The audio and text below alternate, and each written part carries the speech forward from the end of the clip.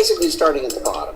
What does somebody right out of law school do? A lot of attorneys just starting out would get some money being bar attorneys, and I think it's been in the news lately, is how there's a racism with the way bond is applied.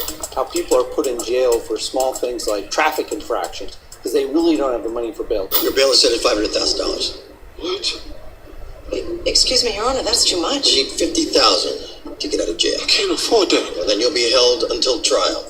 What we wanted to do was show Alicia, who's used to being in all the executive suites and with people who run tech startups and big companies, having to do just the opposite with a small man.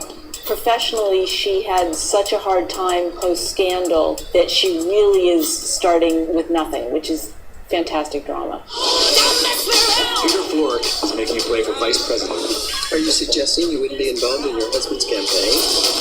Yes. We're playing it as though it is the actual 2016 election, except Peter Florek's involved. Once we knew we were heading this direction, that it was going to work out timing-wise exactly with the Democratic primary. So it felt like it would be interesting to see a second-tier candidate having to try to fight his way to even get attention, not because he thinks he could ever be president, but he really wants to be vice president.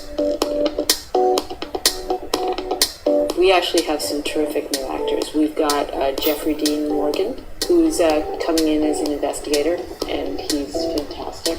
And the other person who's new and became a regular character on our show is Cush Jumbo, is the actress's name. No one knows that name now, but everybody will know it, I think, in a year's time. She plays Luca Quinn, and she's fantastic. I think she has a very distinctive look, and she's doing an incredible job. And Margot Martindale. Yeah. What we wanted was to have someone who was Alan Cummings' equal. That comes from a whole different spirit than Alan. You didn't want Alan coming up against his doppelganger. What you wanted was, what is the biggest contrast with Alan, and yet would foil him almost at every turn, and that was Margot Martindale's character, Ruth Eastman.